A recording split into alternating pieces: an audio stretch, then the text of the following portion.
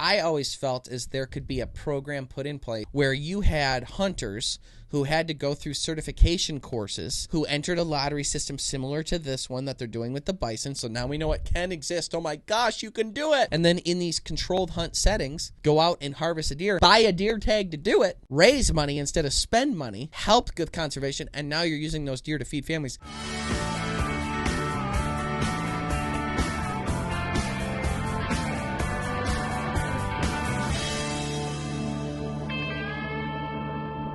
Hello and welcome to the Green Outdoors podcast. My name's Kyle. I'm AJ. I'm Jeff. I'm Ryan. And I'm a little bit under the weather, but I am recovering. I had the COVID.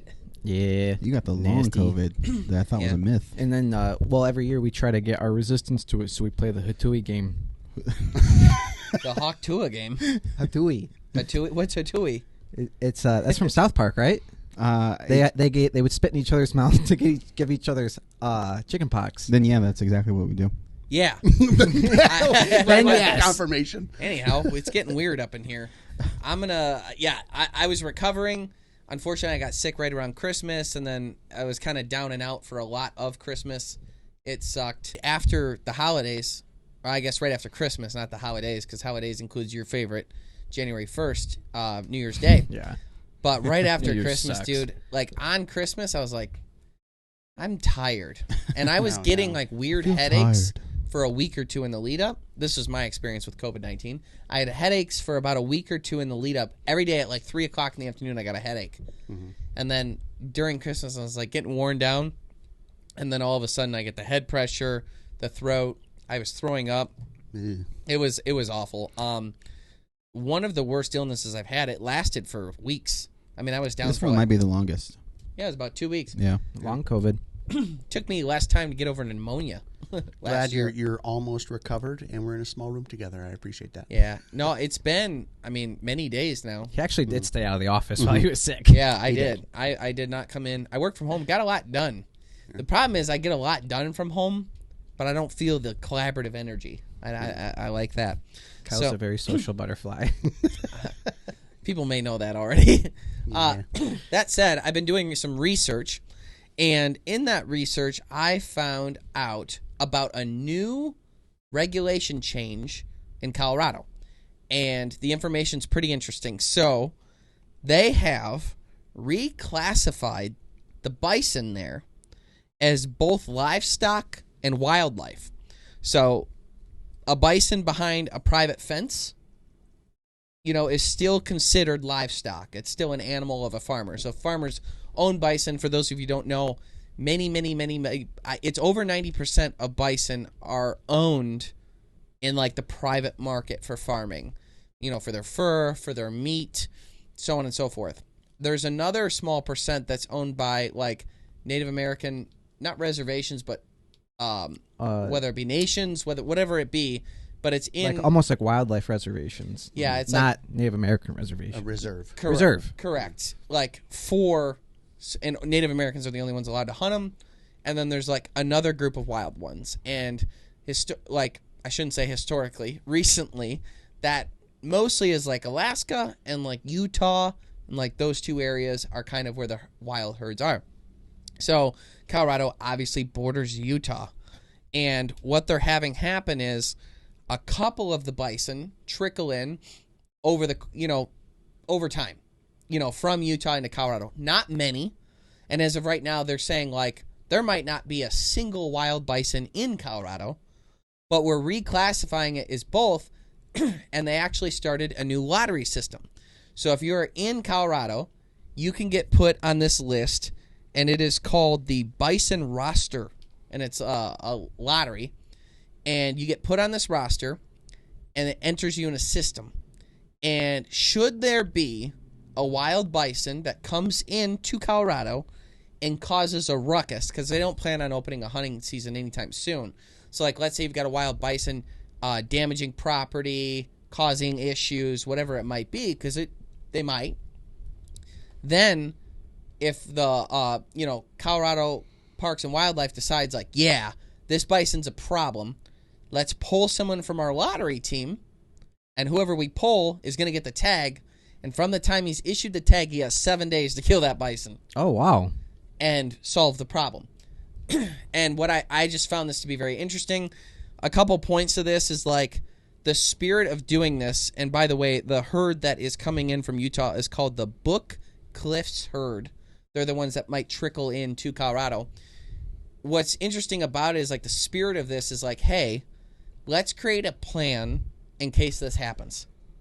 And that is not often heard. No. Like, you have not often heard of like Department of Natural Resources, Fish and Wildlife, like getting in front of things like this. Yeah. And they're like, we could see this being an issue, so we'll get in front of it. Now we have a management plan in place so we can handle it should it happen. Now, they don't plan on actually opening a hunting season anytime soon, but like the spirit of the room and the people talking were like, but I really hope we can get there. And like, now we have the way to management until we get there. And hopefully one day they'll have a wild bison season. Now, that's awesome, because usually they wait until it's too late to start taking care of the problem, like Michigan's doing with wolves right now. Right. It's also a great way to soft launch the idea of hunting an animal before you can actually hunt it. So that way they don't go one day, let's hunt the buffalo, and everyone's up in arms about it. Well, we've been able to. They've been shooting buffalo for the last 20 years. Yeah. They're just now opening up the season to everybody over the counter. Right. So it makes it. Yeah, I wonder if the optics of it make it a little bit easier to. Yeah. I handle. love we don't have buffalo, but how dare you? Who's going to be upset about buffalo hunting when there aren't even any? People that are like, see, look what you... And ironically, obviously the last bison in Colorado that were wild was killed off in the late 1800s because they over-harvested them all. Yeah. So it's been that long since the wild bison have been there. Mm. It would be really cool to see them trickle in from Utah and see this come to fruition. That'd be sweet. That'd be sweet in our lifetime to see like herds of wild buffalo. Finally, the grazers come back. That'd be awesome. Yeah, and like actually have a hunting season that, harvests the surplus, pushes the genetics, causes, it's and what a neat species. Yeah. And like there's management herds, there's hunting preserves that give people the opportunity to hunt them now. But at the end of the day, and we've done it, but at the end of the day, it's like, it's hunting, but they're going to be there, and it's not hard to hunt bison. Yeah. It's hard to locate them if you don't know where they're going to be, but hunting bison is not hard. Matter of fact, they slaughtered them by the thousands. That's because it was so easy. Mm-hmm. And what's interesting about bison is when you shoot one, the other ones don't run away. They circle up on the one you shot because they're curious about it. It's like a lot. Actually, it's not like that. Like they're like, how could you? Yeah. They'll start stomping it. For some reason, there's something wrong with him. Get him out of the gene pool. No, it's weird, and we saw it. We harvested a bison, and they all stomped the living hell out of that one. Like it was like, what are you doing? But you could completely see in hunting bison why it was so easy to whack and stack them to the point where they obliterated them. So obviously, if we can get the populations back, we can have those grazers because they're amazing for the ecosystem. Their dung carries so much nutrients, them grazing, them pooping, them actually churning up the earth because they're so heavy. And they're like, they walk like Jeff, like do-de, do-de, do. Mm-hmm. No, I'm just kidding. They walk around and they churn up the earth. A quarter mile away.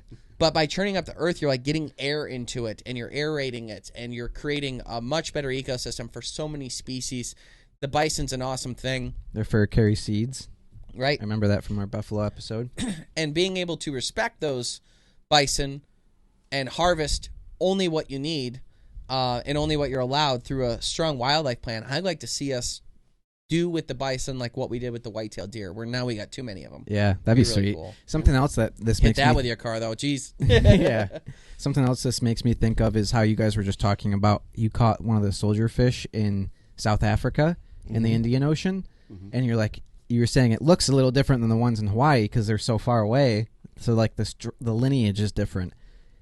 I wonder, like, if you could go back to like the 1700s or 1800s, what broadly they looked like versus now, because we got down to such thin numbers of what they say, like we got down to like 60 buffalo.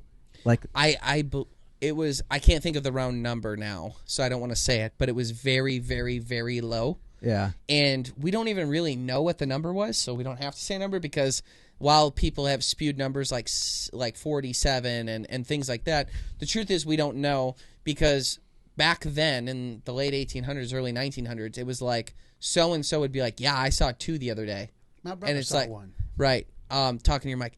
And then so they would say that, though, where it's like, yeah, I saw 2. So-and-so saw 3.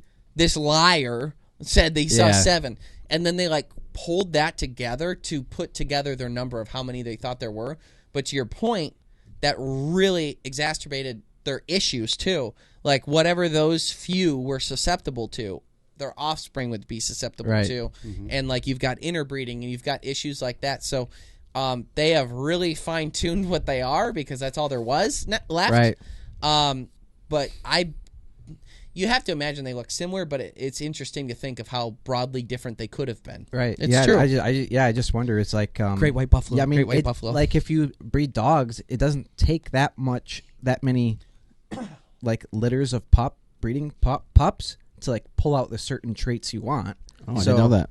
Yeah, it doesn't take long. Like they've done studies with foxes. Is like turning foxes into pets. It's only like takes like 3 generations to be like, yeah, you've got you would separate the good ones from the bad ones. Take the good ones, do it again. Take the good ones, do it again. Before you know it, you've got like a docile animal. Dang. It's weird. So in summary, Colorado Parks and Wildlife, as of January 1st, 2026, has opened up the application to be put on the list. That's so cool. I wouldn't do it if you're like 80. But if you're like 60 and under, I'd probably throw your name in the hat. You just don't know. That's pretty sweet. Is there cost associated with it? Do we know? I didn't see anything about costs. Yeah, I doubt it.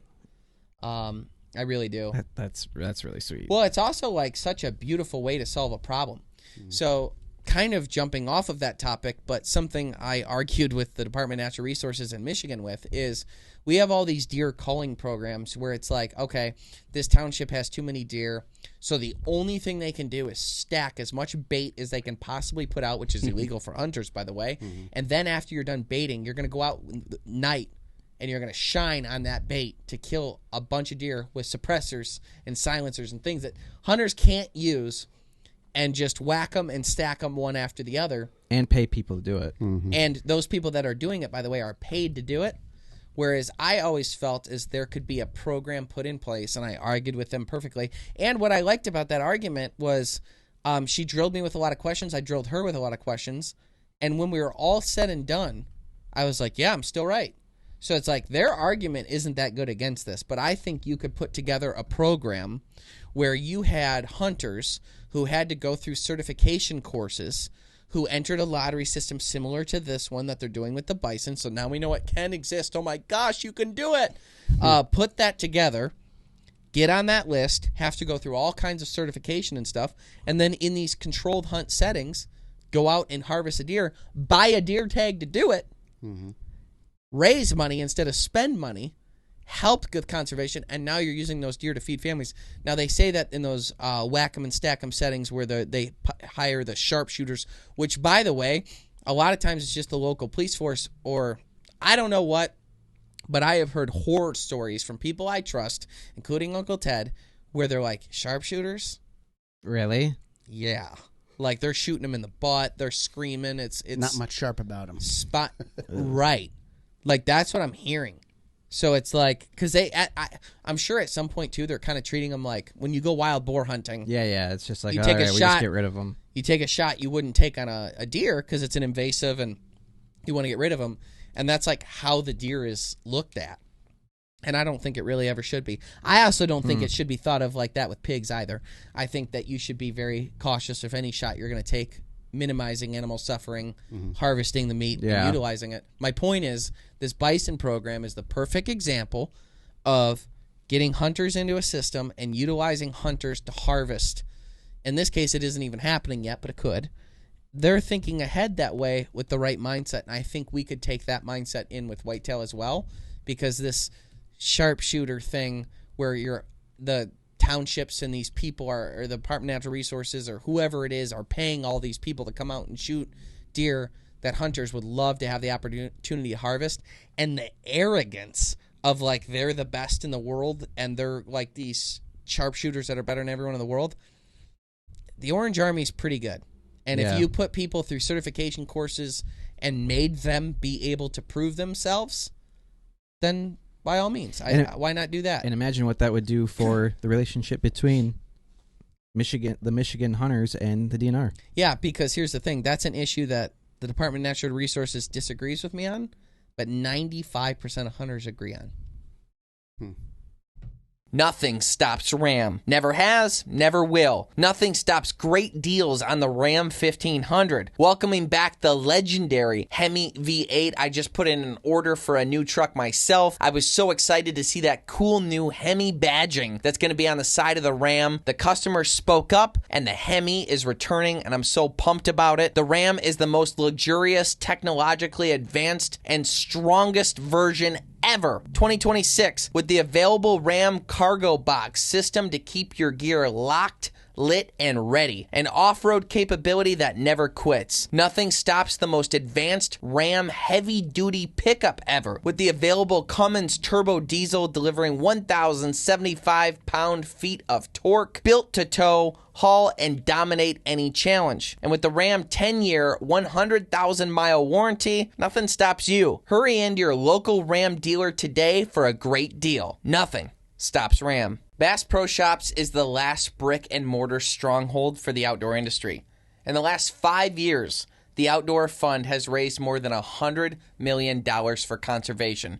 Johnny Morris and the Bass Pro team work so hard to raise money for conservation, raise awareness about the outdoor industry. They're wonderful people, and I'm so glad to be working with them. I've been shopping there my whole life. I walk in the store, I get excited.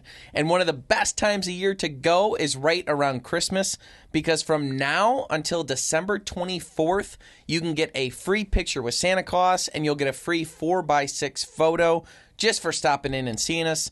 They've got the largest selection of brands and gear for all your outdoor activities. If you can't visit the store, then visit BassProShops.com. Boss Shot Shells are premium grade and American made, with a direct-to-consumer model that keeps prices fair and down.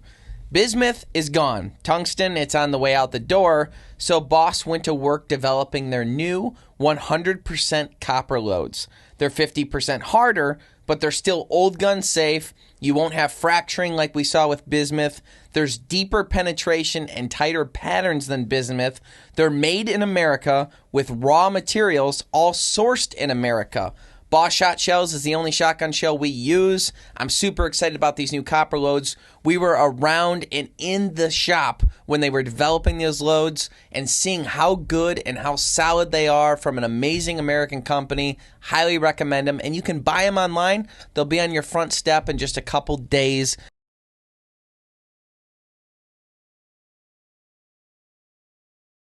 I've got 2 bits.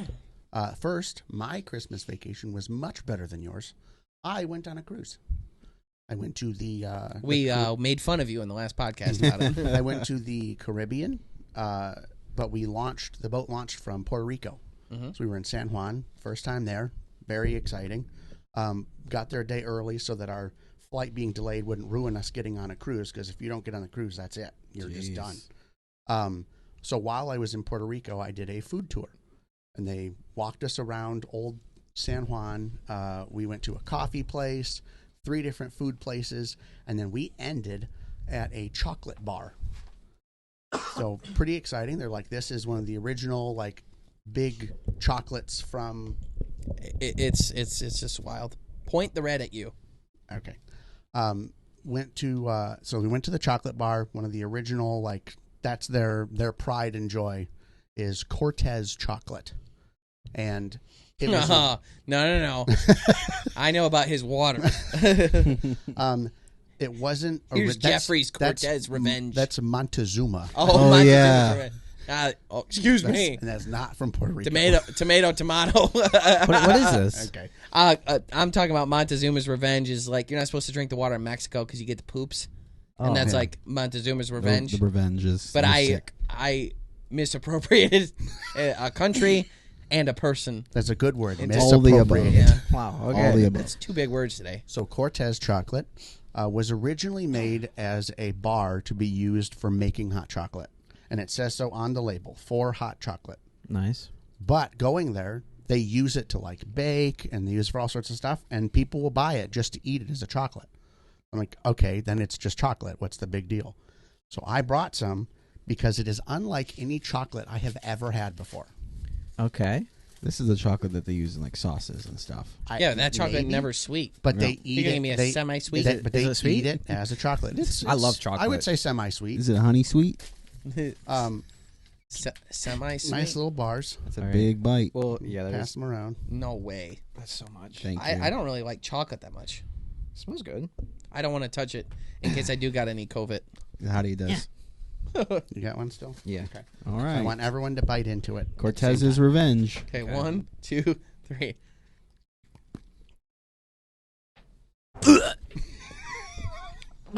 Oh my god. Oh.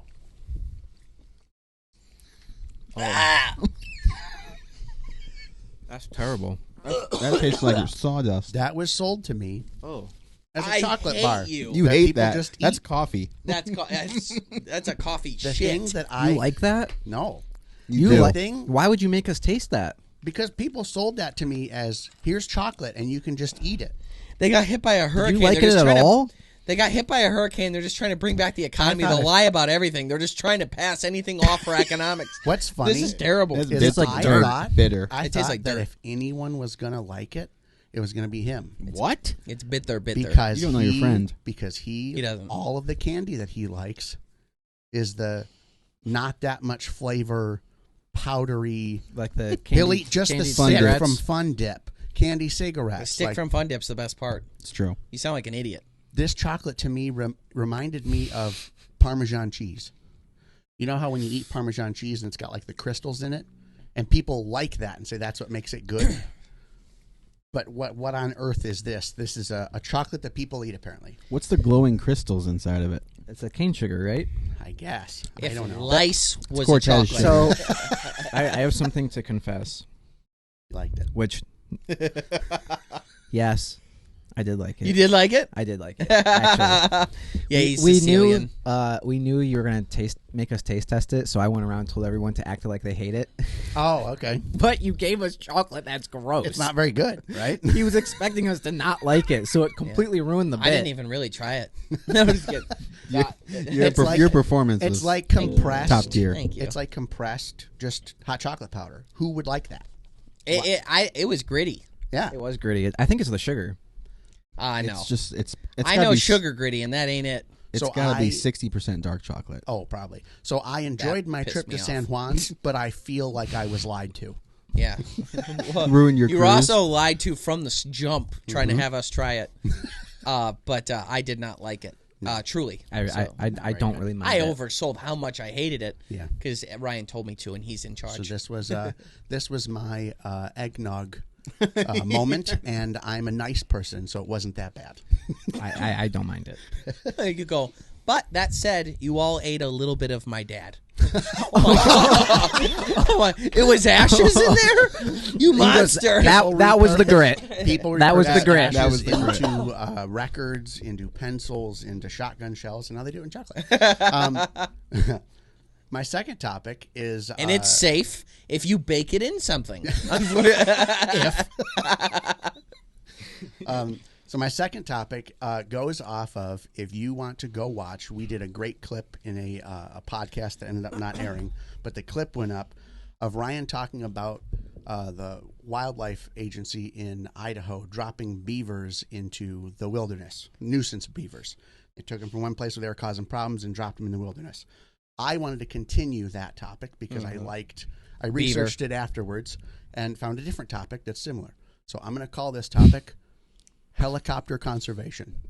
I'm going to do this every week. No, I'm kidding. A little known fact about Michigan is we do have an exit in Michigan called Big Beaver Road that is also exit 69. There you go. That's Yeah. the kicker. I don't get I it. just want And so So in northern Australia, that That was great. there is a little marsupial. It is a carnivore. Wait, where? Northern Australia. And it is known as the quoll. Not a koala. Yeah. It is a marsupial, but it's a quoll. Quoll. And it is a cute and yet little aggressive carnivore. They'll eat pretty much anything they get their hands on. And like most carnivores, they are native to an area. They get used to what's around there. They know what to eat and what not to eat. Here comes the villain of the story, the cane frog, which is native to Central and Southern America. And you mix him with Coke, and all hell breaks loose. Cocaine toad. Was brought into Australia in 1935. He's like the Mentos of frogs. You put him in Coke. To deal with cane beetles. So I guess I could see the connection, cane frogs, cane beetles. Cane beetles were destroying all of the sugar crops in Australia. They were eating the plants and it killed them off, kind of like the Japanese beetle does with a lot of different crops. So they brought in this cane frog, very misguided, like most things were, where they would bring in an animal to help solve another animal's problem. What the hell does this have to do with beavers? Yeah, I'm still trying to make this connection. Or 69. We'll get there. So they brought in the cane frog to eat the cane beetle. Problem is the cane beetle, the larvae live in the roots, and the cane beetle, the adult ones, live in the plant up above the ground. Cane frog can't get to either one. Yeah. So now, instead of actually solving a problem, they cause a new I was problem. going to say, no one thought of this? Mm-hmm. They start slowly spreading across Australia, eventually encroaching on the land that the quoll lives on. And the quoll, being a predator, about the size of a small kitten, very cute, starts trying to eat them. Immediately dies, because these frogs have a toxin that they emit. Yeah. So the Australian Natural Resources decides that they're going to fix this problem. I will say they're taking a much better approach. They're not just introducing another different animal to try to fix the problem. They are dropping from helicopters frog sausages. What? Frog sausages that are made from cane frogs but without the toxin, or they're also dropping other kinds of cane frog that aren't poisonous into the landscape where the quoll lives, but they're injecting them with an emetic, something that makes you vomit, to try to teach They're training them? the quoll that if you eat this, they'll associate it with feeling bad and throwing up, so they won't try to eat it again. That's actually hilarious. I would love to know the outcome of that. It is called... It's like having a fish tank. Yeah. It's not real. You're just like, yeah. See, this is what happened. They got too much time on their hands in Australia once they got rid of guns. It's called conditioned taste aversion. And it is Repeat that? Say it again? Conditioned taste aversion. Okay. And it is their method to try to get these things to know not to eat frogs before the frogs get to them. So they're doing this in waves, and they're dropping the sausages in front of the frogs expanding their territory into the quoll territory to try to teach them before they get there. I'm confused. Not What to is eat a frogs. frog sausage? Like, The frog They sausage just- is the cane toad okay. ground up Yep. into it is no matter. The legs. And then I got it. And then you put it into these pellet. You make it into like pellet form, the Yep. ground up guy. Yep. But then you drug it with something that'll make you puke. Epicac. So then they're like, "Oh, this thing smells like a cane toad. Eat it, throw up." Yep. Oh, dang it! Yep. Cane toad makes you throw up. I'm not going to do that again. I wonder what the processing of a frog sausage looks like. I'm going to tell you. I don't know how smart these little critters are, but Jaeger, my dog, he ate stuff. He ate candles no matter how many times he threw them up. Why candles? It He likes actually candles quite a bit. has worked relatively well. They did several studies and found that the female quolls are less likely to eat the toad just through how they hunt or whatever the case. The males are more likely to. The males were dying, and these quolls were dying like within a day of them putting a tracker on them when they know that the frogs are like they're right here, the quolls are right here, so we collar a bunch of them, and they were dying within a day of them collaring them because they were contacting the frogs. In my head, I see like a border wall, like a imaginary line between these two different tiny animals having like this weird war. It's like the emu war that Australia had. But the females were dying at a rate of like 59%, and the males were dying at like a rate of 80%, something like that. Because the males were eating more, or like They were more likely to hunt the frog. Okay. But it's since flip-flopped, and now like almost 90% of all the ones that they knew had gotten the frog sausage now weren't going after the frog. And we're living past the length of whatever their study was. Yeah, and you got to figure like sometimes the frogs are like on, like the women ones are like on their period or whatever, and they're like they have cravings for other things. Or they're pregnant and they're not craving frog. How funny would it be if this whole elaborate thing was like he's like, and now think about it, you don't want to eat chocolate ever again. I was waiting for and it. this is like the bit. Yeah, now he can't eat chocolate anymore because We're all about to throw up. But I also thought that was funny because, like, humans do that. Like, everybody has a thing where they ate it, they then had the flu, and now they can't eat that thing anymore because they associate it with being sick. No, that lobster for me. I can never eat lobster. Even the thought of lobster makes me remember puking. We were up at Ray's at one time. We've told this story 30 times on the podcast. But we all ate lobster, but then we all got the flu or something. And then we threw up so much, and then I only associated lobster with throw up. Yeah. Therefore, your story is valid. Mm-hmm. And I would say and the beavers come in, win. No, I'm just kidding. It was helicopter conservation. But I will say that you should have named the segment that. I'm just kidding. And I think it's funny that talking about that, yes, humans are the same. They learn. They then don't eat things like that because they threw up. But yet then why does gas station sushi exist? To be fair, I've never thrown up from gas station sushi. I've also never eaten it. When I was young and getting ready for my first duck hunt, I did a lot of research, but quickly realized how important choke tubes were to consistent patterns out of a shotgun. I didn't have a ton of money, so I wanted to find a cost-effective option, but would still perform at the highest level. A few old-timers told me to go with Carlson's choke tubes, and that's what I did. I shot the paper the next day, and I was relieved to see how great the pattern was. Time and time again, I saw that consistency in the field. Now, I have upgraded shotguns time and time again, but no upgrade needed on the choke tubes. For me, it's always Carlson's, because they're priced fairly, American-made, and consistent. Carlson's choke tubes, the only choke tube I've ever used. Find out more at choketube.com today. Trijicon is a company of hunters, so they understand your obsession, the family traditions, the early mornings, the year-round planning, and yes, the search for any edge you can find for a successful hunt. Whether you're in the woods of Georgia, the mountains of Montana, or the plains of Africa. For decades, Trijicon optics have been trusted by America's greatest fighting forces. They took what they learned and packed high-quality technology and features into hunting scopes that were built to take a beating and hold zero. Edge-to-edge clarity from dawn to dusk, fast on target when it counts. Red dots, thermals, or high-quality hunting scopes, Trijicon has exactly what you need for your next hunt. The Savage Arms founders did not mess around, and their spirit of American get-it-done ingenuity has always been Savage Arms' driving force. All of their category-changing innovations have come from a place of principle. Savage is constantly looking ahead, finding new ways to leverage technology and to push performance even higher. What I love about Savage is they have a gun for everyone. With literally thousands of SKUs, you can rest assured there's a Savage product for you. Whether you're on a budget or looking for the most premium product, Savage Arms has a gun for you.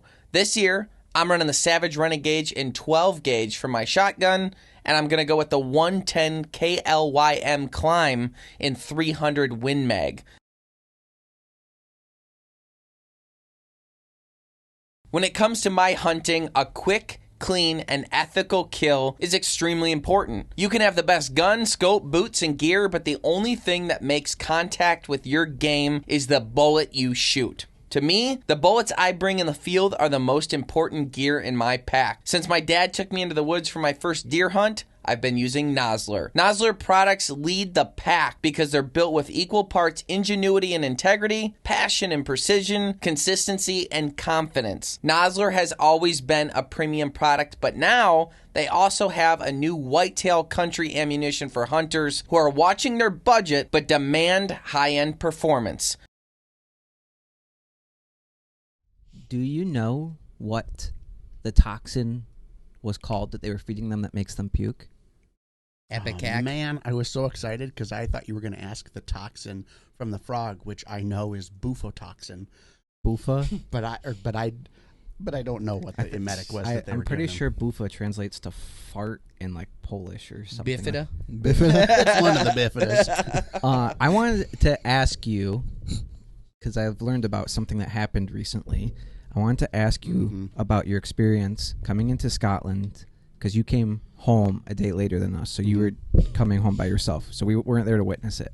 Tell us what happened. Hold on. Why did you come home a day late? I know why you got there late. Because when we all got to the airport, it's like 5 a.m. or Oh something. yeah. And we're all in line, and I usually go last because I have the guns. That's my carry-on.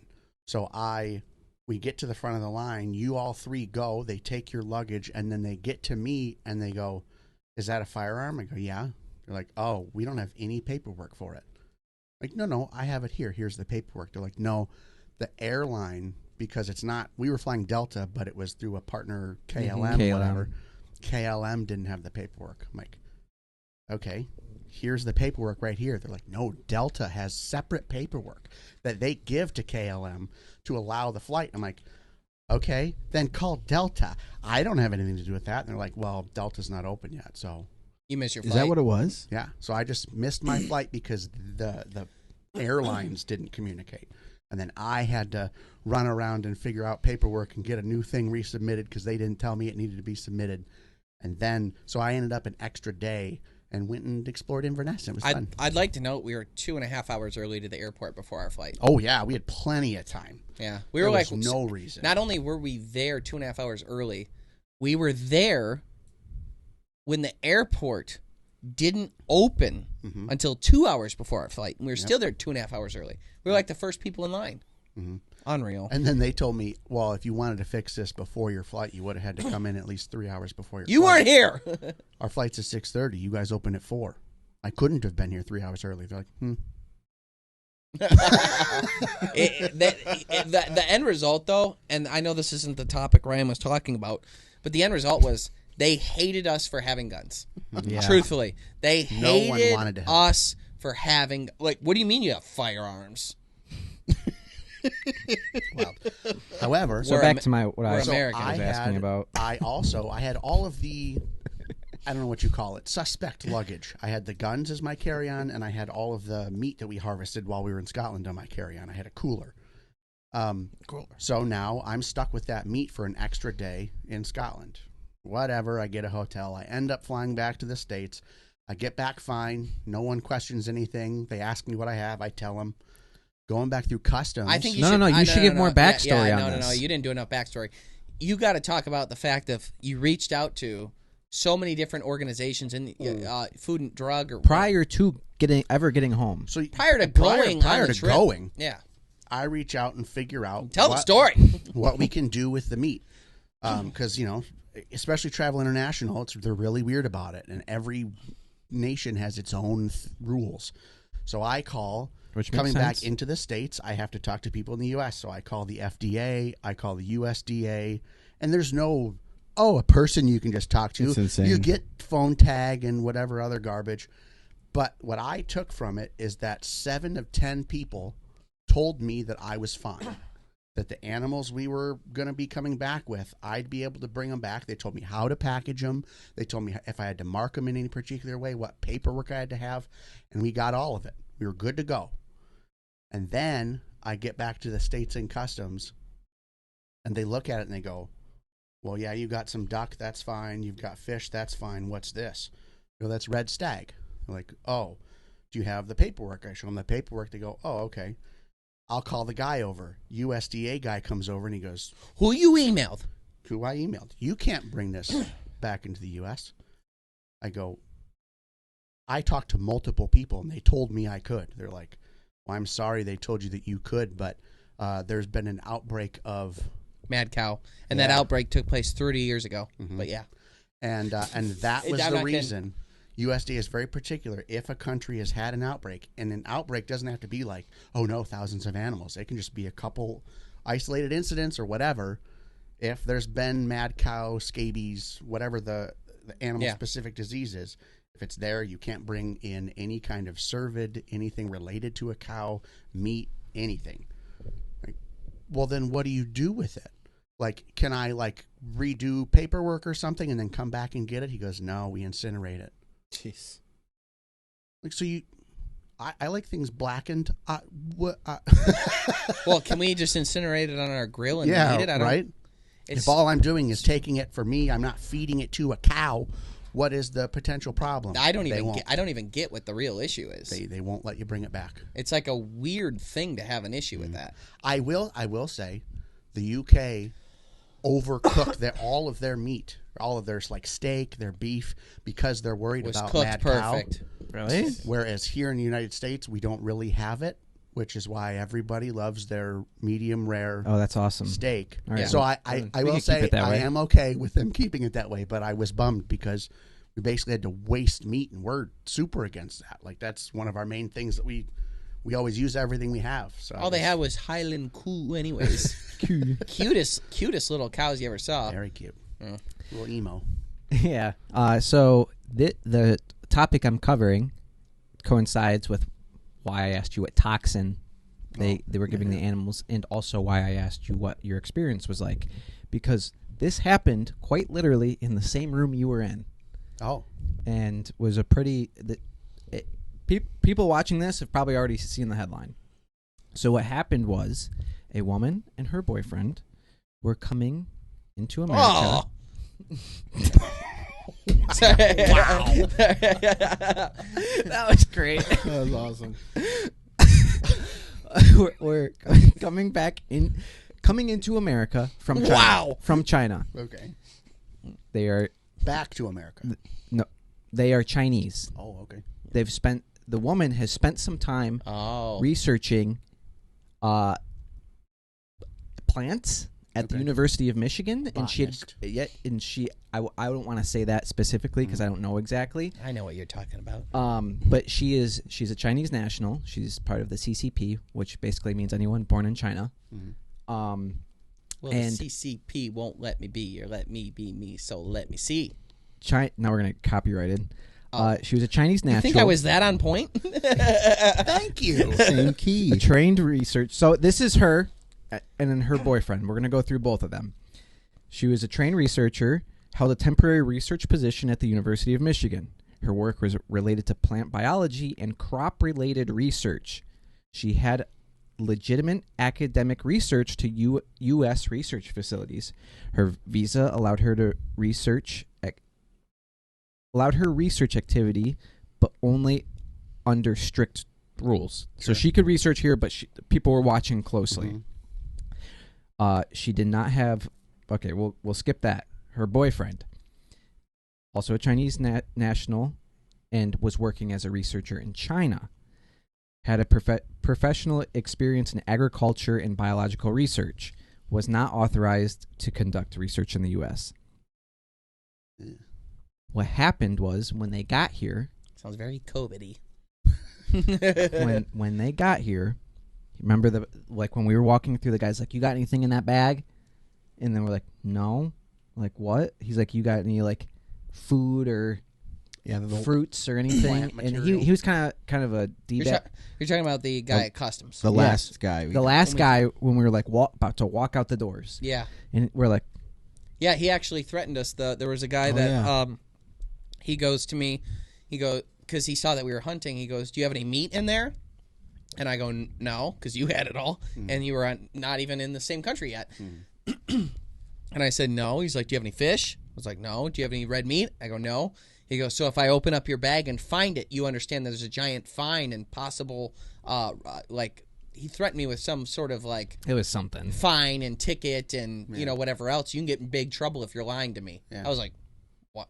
Why are you being not so lying." aggressive? I'm not lying." Yeah. He's like, "Okay, gone through." It was like that. Okay. Which, after the story, you'll be grateful they are that way. Uh-oh. Because I don't know. He didn't check. well, they this couple was walking through and they did check, and what they brought in was called Fusarium graminearum, which is a fungus. I keep going. Sorry. which is a fungus that causes head blight on grain crops. Head blight? Head blight, which is it's a fungus that basically kills your crops. Okay. So they are smuggling in their suitcases something that causes A problem for crops. yes. Yeah. Granted, they were researching this stuff, but You don't get to bring it yourself. you don't get to just carry it around, and especially not from country to country. With what they had, what could they have done? Well, we'll get there. Okay. So It's heating up. it affects wheat, barley, corn, and other simple grains. The fungus produces a toxin called deoxynivalenol, commonly known as vomitoxin. So this vomitoxin occurs naturally in Chocolate from... No, I'm just kidding. it occurs naturally in the fungus, so the fungus creates this toxin. There's like a misconception out there that they were carrying around the vomitoxin. It wasn't that. They had the fungus that creates it. Okay. So like news got it wrong? Yeah, well, the way it was pitched was like, they have vomitoxin.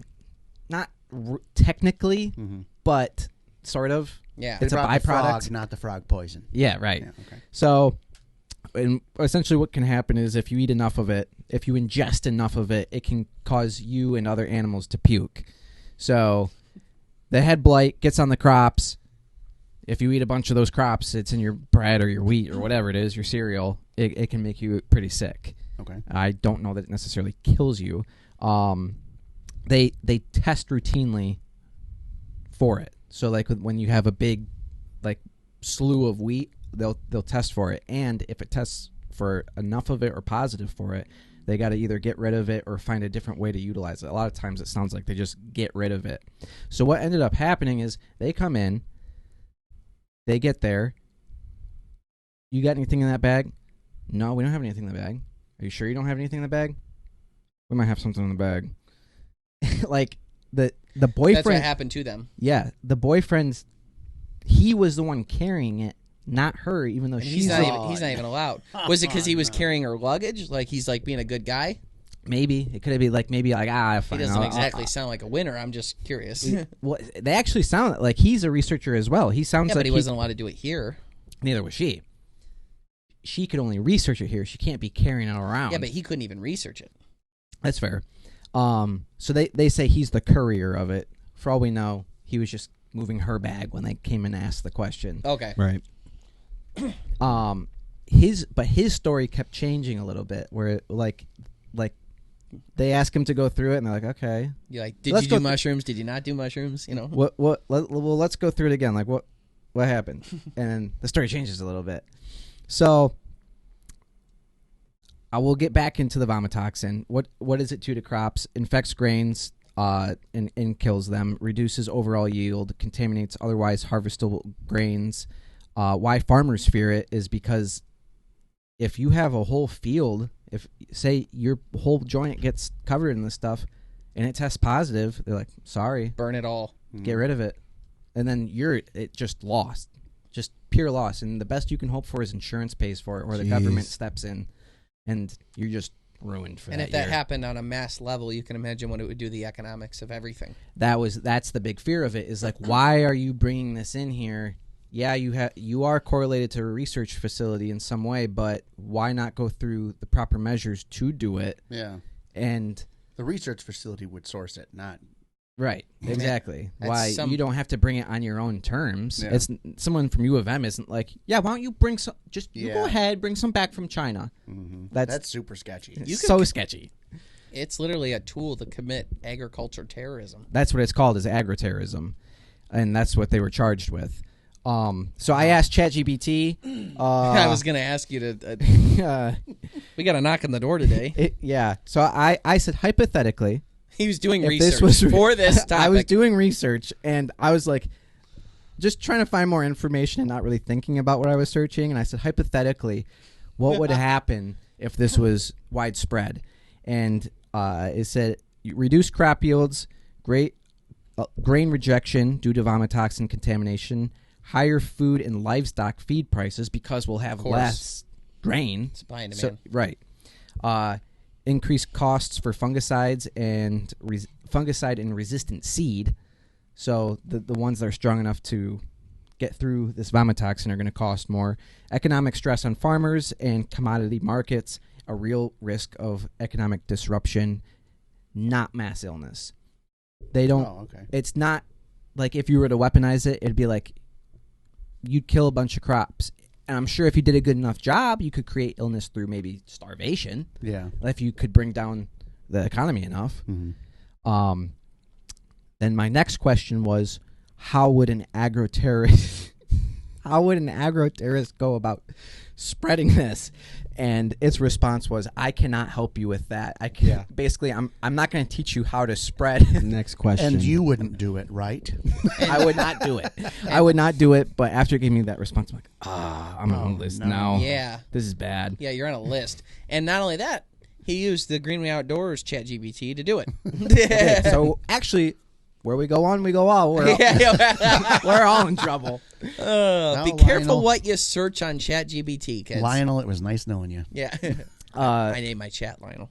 Why do the authorities take it seriously? Biological materials require permits and oversight, authorized transport bypasses, tracking systems. So they want to know where everything's at. It's just like with other drugs and diseases. They need to know what's going on. The DOJ and FBI framed it as agroterrorism, charges focused on smuggling, deception, and permit violations. Ooh. So that's were you able to get any read on like if they thought these people were actually up to no good? Or if they're like, she's like interested in her, or was she trying to take information back home to China? Was she trying to do something bad? Like, is it like completely skeptic like based right now, or is it like, yeah, we think we caught someone who was trying to really mess us up? When they caught him, they were tiptoeing and rubbing their hands together, so they assumed they were nefarious. and they had like little mustaches. There's nothing that indicates they were like, yeah, these are bad guys. They certainly did something bad, and I have the ender like all put together for both of them, but there was nothing super significant to be like, yeah, this is Osama bin Laden's niece trying to come in. Like there was nothing indicating that. It sounds like it was like you were just being stupid. Join the millions of hunters who trust Onyx Hunt to help them fill their freezers. Create hunt strategies for your property and custom waypoints. View wind forecasts for individual stand sites. Integrate with cell cameras, and so much more. For me, OnX is my go-to tool for hunting public and private lands. It prevents me from trespassing, helps me scout, and even offers trail camera integration. For 20% off, use code GREEN20 at checkout. Know where you stand with the #1 hunting app, OnX Hunt. Joy and Blokes were created to disrupt the outdated one-size-fits-all approach to hormone and preventative care. Joy and Blokes carry all kinds of products from TRT, GLP-1, smart supplements designed specifically for you and your blood work results. The process to getting optimized begins with blood work and a consultation, which now you can get 50% off your initial lab work and 15% off products using code THEGREENWAY at joyandblokes.com today. That's JOI and BLOKES.com today. Ego Fishing has one mission: provide the savvy angler with the most advanced, innovative, and tactical-driven fishing gear on the water. The Ego S2 Slider landing net system features cutting-edge handle extension technology for total control during fish landing. With a simple push or pull, anglers can adjust the handle length in real time. Its modular design allows for quick handle removal, easy storage, and accessory swaps. Available in 4 hoop sizes, 3 handle lengths, and multiple attachments, it's a game changer in sport fishing nets. Ego makes all kinds of extremely high quality and innovative fishing products. I don't hit the water without them. To find out more, visit egofishing.com today.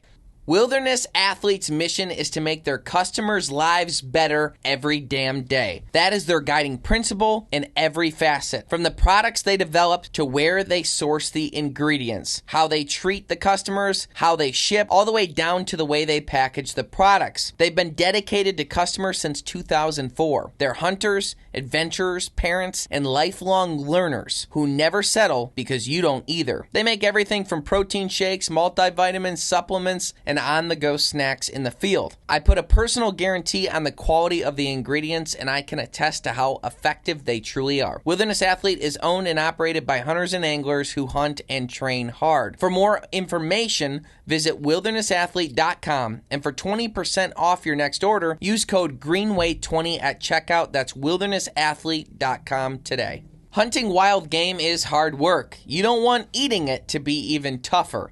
I'm always looking for a sure thing when I prepare my wild game, and that's why I choose Rufus Teague barbecue products. They have a huge collection of seasoning and sauces that will make your wild game incredible.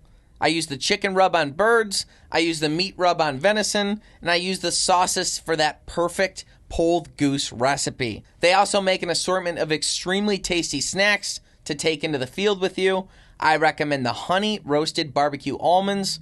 Rufus Teague Barbecue, make wild game gooder. For more information, visit rufusteague.com today. Dependability is what I look for in equipment, and once I find it, heck, I'm a customer for life. That's been my experience with LEM game processing equipment. For generations, LEM Products has been the trusted leader in meat and game processing, with a journey that began in a garage that has now grown into a legacy of innovation and quality. From humble beginnings, the dream was simple: create reliable, high-performance equipment that empowers people to process, prepare, and preserve food with confidence. Today, that dream continues to thrive. At LEM, they believe the journey of home processing is both rewarding and empowering. I know I feel that way when I go out and harvest a deer or ducks or fish, and I come home and use my LEM game processing equipment to process that meat, put it in the freezer, and have it ready for my family year-round. To find out more and how you can use these products to process your wild game, visit lemproducts.com for more information. I love the flexibility and excitement of using a climbing tree stand during deer season, but when my life is on the line and I'm trusting my climbing tree stand, I always trust Summit tree stands. I've now owned 3, and I've never had them let me down. Summit tree stands are carefully engineered to be the most silent, secure, comfortable, and concealed hunting tree stands on the market. From versatile climbing stands to adaptable hang-ons, all of Summit's tree stands are built to last. Now that's why you will receive a 5-year warranty with any aluminum climbing tree stand in the Summit lineup. All Summit stands are designed and engineered to meet or exceed the ASTM industry standards, recognized by the Tree Stand Manufacturers Association. Here at Summit, we know what it takes to make quality products. We don't just build them, we use them. And we don't build stands that we think will work. We build stands that we know will work. For 15% off, use code GREENWAY15 at checkout at summittreestands.com. So there has been some scientific pushback on this, or almost like social justice warrior-y, but Really? On what side? a little. Oh, you know. It's extreme. Like that, saying social justice warrior is probably a little extreme. What? Just let them bring fungus. The scientific pushback They eat was it. the fungus already exists in the U.S. It's commonly studied in regulated labs. So then why bring it here? Many experts say it's not an effective biological weapon, which I think is a risk to just assume that it's like, leave them alone, it's fine. Like, Big whoop. yeah. Its spread and impact are limited by natural factors. Yeah, I guess, but I would assume if you had enough of it, you could spread it. It's a fungus, so it spreads by spores. Why are they bringing it here? It can spread by air. Do you know, did they bring over like a packet of fungus, or did they bring over like cabbage that had fungus on it? I think it was like a sample, like maybe in a vial or something. Oh, okay. Like they had it. Okay. It wasn't like Did they they brought give food any? in. Did they give anything like? Yeah, I was going to use it for work. I'm not trying to do nothing. Uh, I was going to drink it. well, in their synopsis, Yeah, we'll get to like. Oh, you couldn't understand. They're speaking Chinese. Yeah. When Yeah. I went and interviewed them, I get it. There was the debacle over the scientific pushback sparked debate over threat perception versus reality. Mm-hmm. So they're like, it sounds like scientists out there were like, it's not that scary, and you're making it sound scarier than it is. But you smuggled something that's regulated in. If I can't bring stag meat in, then you don't get to bring that in. And It's on the list. That's it. Like the do not bring list. yeah, Like it's it. regulated labs only. Like, okay, like research all you want. It sounds like you were. Okay. Go there and do it. You don't have to walk around with it. Do you think any of it, like, I'm asking you a lot of oddly specific questions you probably don't know the answer to, but did any of it feel like it was like miscommunication because of ESL, English Second Language, where it's like, oh, okay. I never got that. Bobby. A lot of the information comes from like U.S. government, like article or like reports. So, there's I'm sure there's bias towards making the department look as good as possible. However, I still stand by the fact you shouldn't just walk around with it or try to bring it here.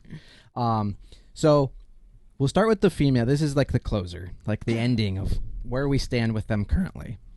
Her name is Young Kang Jan. Okay. I think. Okay. I'm trying. Yeah. It sounds like there's a Q in there, and you're not sure how to. Yeah. When you're trying going like this, it's like Something like that. The lady, She got pled it. guilty in federal court to charges of smuggling a biological pathogen Felony. and lying to investigators. Ooh, A okay. federal judge sentenced her to time served, a Yep. bit over 5 months in jail. oh, So they it put her, they happened- threw her in jail. and they held her there. And she basically, for the time she was there, they're like, that's good. Like, you did your time. Oh. And because she had already been held and was in custody. After serving that time, she was deported back to China and barred from returning to the United States for a period of time under a plea deal. I tried to figure out what that period of time was, and I think it was like 5 years she's not allowed to come back. But realistically, it's probably like, you're not coming back. Mm-hmm. Yeah. Like, She got like 2 teardrop tattoos 5 years, and then we'll reassess. while she was in prison. yeah, like you're for sure not coming back. But after those 5 years are up, you're going to ask to come back, and it's probably going to be a no. Yeah. In court filings, she acknowledged wrongdoing and expressed remorse, saying she understood it was wrong to bring the material in without proper authorization. I would be saying that too from my prison cell. Yeah. So what'd he do? Zhang Yang Lu, her boyfriend. Lu was arrested. Seems like you're saying it in a different tone. Why is that? Zhang Yang Lu.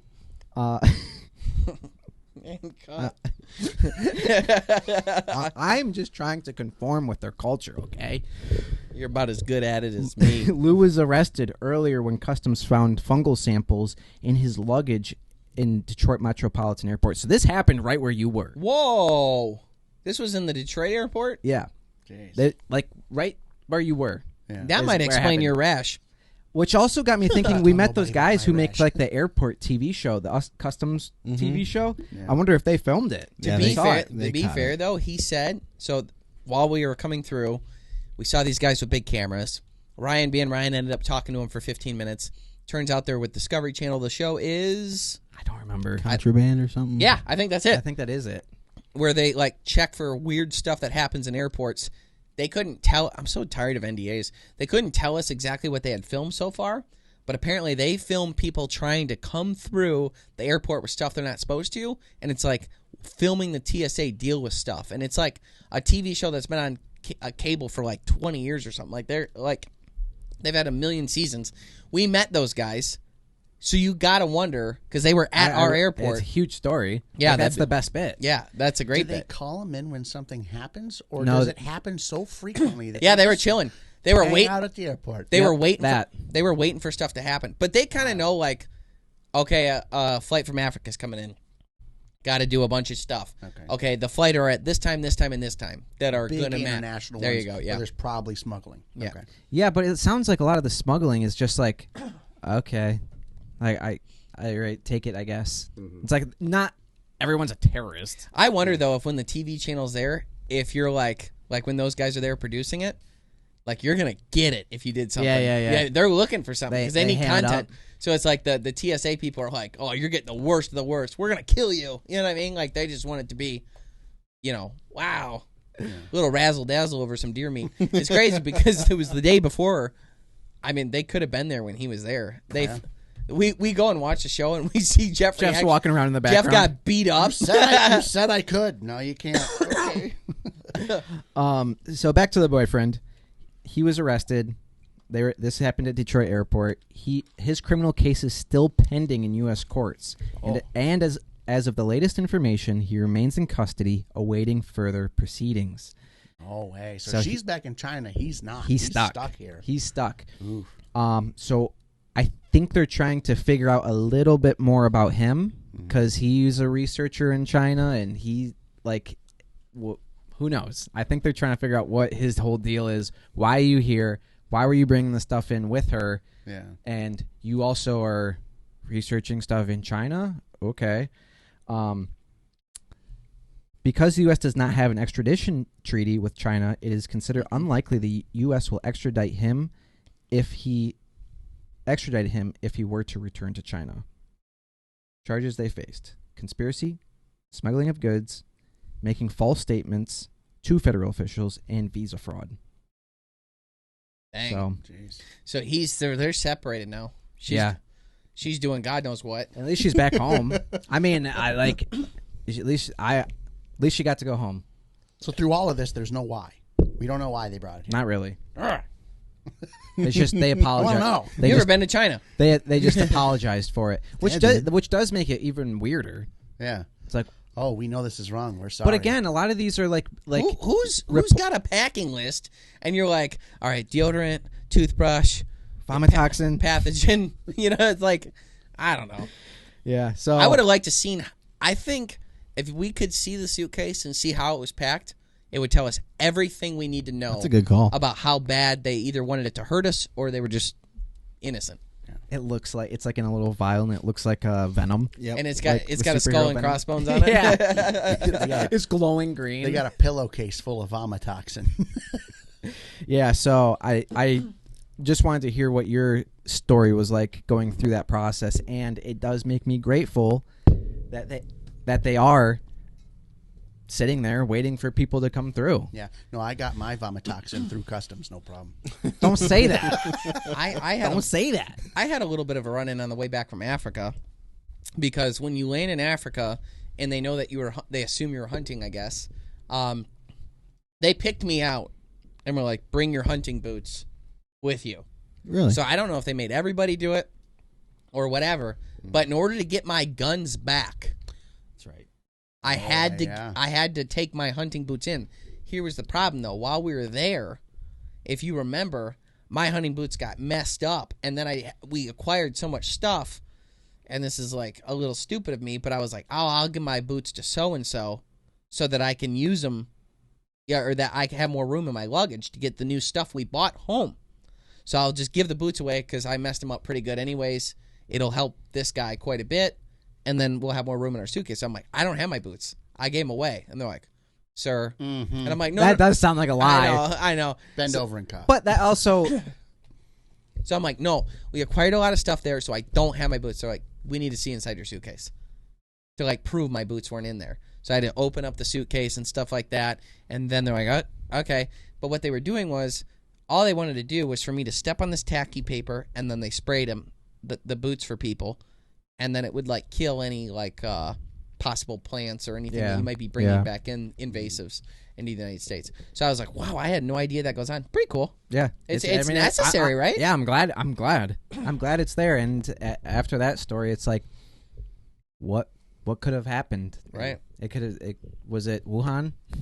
It's great until they take you a meat that you were just going to eat and share with your buddies. Yeah. Well, I like how we talk about hunting and fishing and conservation and outdoor stuff and natural things and trips and stuff like that on our podcast, and like how broad that really makes our topics. You know what I mean? Like Well, yeah, how much actually coincides with like a natural world. Yeah, it's but people don't realize it because they're so disconnected nowadays. Also, holding your guns hostage seems a little rough. It wasn't like, well, I guess it kind of was like, we'll go through your guns after we do this. Like, you're not doing that until we've done this. Yeah. I don't like that. I remember when you were in that room and Andy and I were like, I guess it's taking a while. Yeah. Really? Mm-hmm. This was here in Michigan? Yeah. Or no, Atlanta? I think it was it was Detroit. You guys didn't fly direct. No, You we would have didn't. gone through it was customs. Atlanta. No, Yeah. Atlanta was nothing. Yeah. Atlanta was nothing. It was the final stop. It was Detroit. Atlanta was nothing. Atlanta took us 16 seconds to get through customs. Right. Remember? But that's customs. Yeah, you don't have your stuff with you. But it's like customs, but this is like customs plus you get your luggage. It's like secondary customs. Oh, So like to go from one plane where you already went through security and you land in the United States, you have to go through like customs, but we had the global entry. That was nothing. I looked at a screen and walked through and they're like, okay, go to your next gate. So it was like, okay, I did customs, but not customs with my stuff because my luggage was going we had to grab our bags and take it to the next thing, but it wasn't the same. Like there wasn't that much to do. You're not leaving the airport. So. Yeah. that's not. I've never, ever done it that way. Yeah, but if you go to leave the airport, you enter the zone that we entered in Detroit.